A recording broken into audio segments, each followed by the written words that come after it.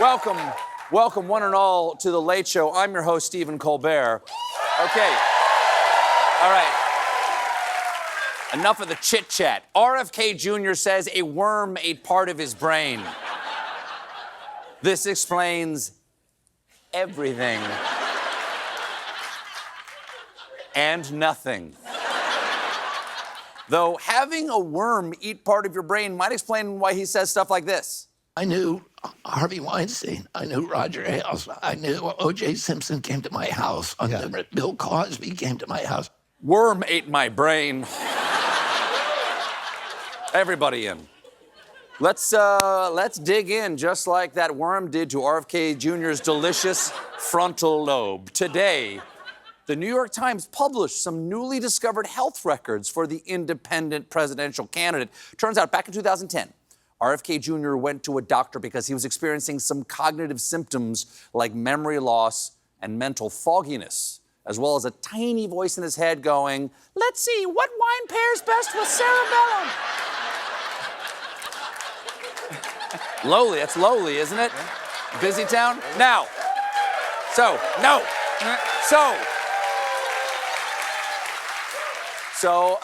playing it safe, Bobby Jr. got a brain scan which showed an abnormality that his doctor said was caused by a worm that got into my brain and ate a portion of it and then died. Cause of death? Starvation. But, you know what's...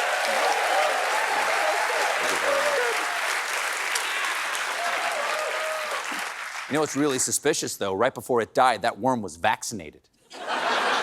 Up till then, perfectly healthy, ran marathons. Suddenly, dead. You do the math. Now, here's the thing. The dead worm is still in there. Medical experts aren't sure exactly what kind of parasite it was, but they suspect it was pork tapeworm larva. Which raises the disturbing question, how long has RFK Jr. been porking tapeworms? Now, all of this initially came out in 2012. In 2012, in a deposition from divorce proceedings, where RFK Jr. was arguing that his earning power had been diminished by his cognitive struggles. Classic divorce court argument. Your Honor, my client is entitled to alimony. Come on, Brenda, be reasonable. You know a worm ate my brain. Now, how about joint custody of the worm? How about that? In the deposition, RFK Jr. revealed, I have short-term memory loss and I have longer-term memory loss, adding, and I also have short-term memory loss. Now, you might be thinking,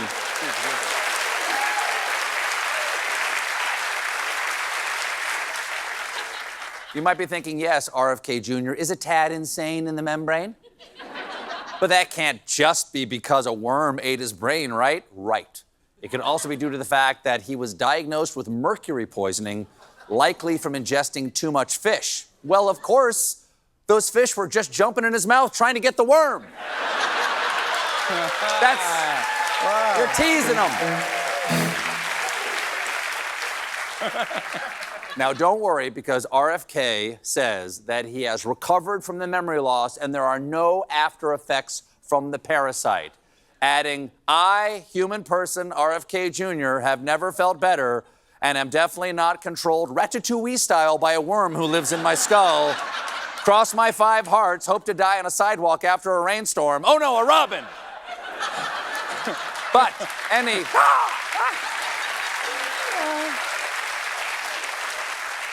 But I just want to say to any of RFK Jr. fans who might be watching, do not despair. Just because he has admitted in a sworn deposition that he has parasitic brain damage doesn't mean he's going to drop out, because Bobby Kennedy Jr. does not know the meaning of the word quit, because that information was in the part of the brain that the worm ate. Now,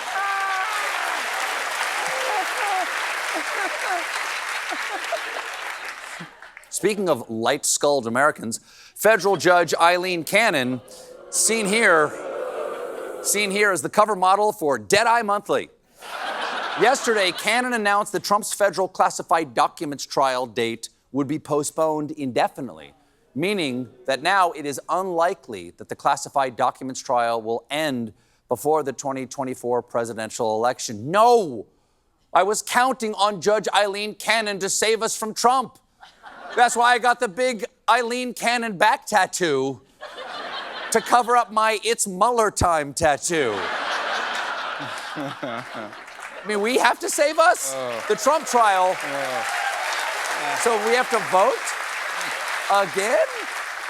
The Trump trial that is happening here in New York, they were off today, so the bailiff could refill their supply of Febreze. But everybody's still talking about yesterday's aggressive cross-examination of Stormy Daniels by Trump's defense attorney. What was her name again? Susan Necklace. Susan Necklace. Susan Necklace. Are we sure that's her name? And not just how Trump describes her? Okay, Todd Glasses does the opening statement. Susan Necklace does the cross.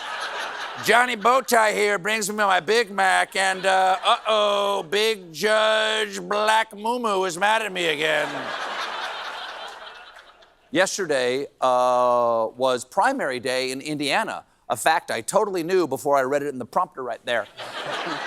And in this primary, there were warnings in the results for Donald Trump, because despite her dropping out of the race 2 months ago, Nikki Haley still pulled in nearly 22% of the vote. Wow. She's not even. That's gotta sting for Trump. That's like a boss telling you, sorry, we're passing you over for the promotion and giving it to Mark. May he rest in peace. Now, Indiana is crucial for any Republican seeking the White House. In fact, just a few years ago, Trump said of Indiana, "It's called Importantville." Yes, that's why they called the movie Importantville Jones and the Temple of Doom, starring the incredible Han Solo. His wife was a big furry dog, but boy, could she fly that spaceship. Since Trump's criminal trial, I've confused my stage manager. Since Trump's criminal trial is off today, CNN finally had the bandwidth to cover the second most important story in America. Informational video goes viral ahead of cicada invasion. Makes sense. It is the Cicada News Network. We all remember those old ads. This is... Of course. Yeah. It's a double swarm this time. Of course, I've seen my fair share of informational cicada videos. I'm an adult. So this one must be pretty special to have gone viral. Jim, let's roll it. Where we are in the life cycle right now is the cicadas are hiding right just below the soil surface and emerge when the temperatures are right. It's roughly around 64 degrees soil temperature. And they'll come out, crawl up trees or other inanimate objects like garages and stuff, and they will crawl out of their exoskeletal shell, which is the shell that they were in the nymph form. Oh, to be a winged insect on the wall during that production meeting. Okay, we need to film an informational video about cicadas. I'm gonna need 4 improv students, some cargo pants, and 3 tabs of acid. What? Use footage of actual bugs. You're a cretin. Now, this video was made by famed director of the Forest Preserve District of DuPage County, Illinois. And let me just say, when I was struggling for acting work back in Illinois, I would have killed for the part of cicada in larval stage. But just like everything else, the part would have gone to Steve Carell. He just had that certain je ne sais queda.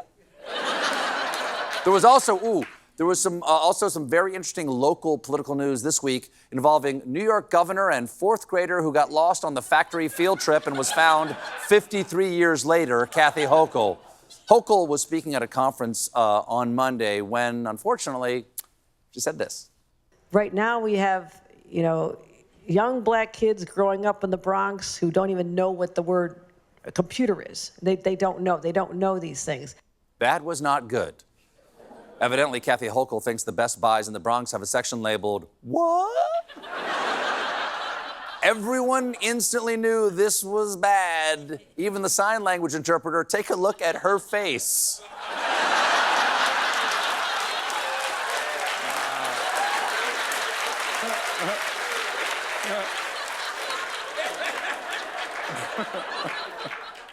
But regardless of Hochul's terrible gaffe, access to computers is a real issue in America right now, and it's something that was... Hey! I'm sorry, everybody. It's my writer, John Thibodeau. What's wrong, John? I'm confused, Steve. What's a computer?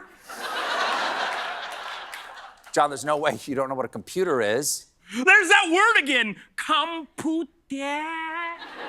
John, I happen to know you have a degree in mechanical engineering. How could you have done that without a computer? I used a pencil.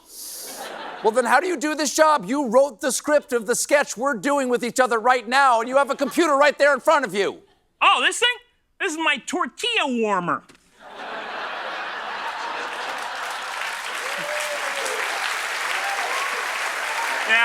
Yeah. I got it at a place called the Apple Store. You know what? Not a single piece of fruit in the whole joint. Well, John, if you don't mind, I'm going to finish the TV show. What's a TV?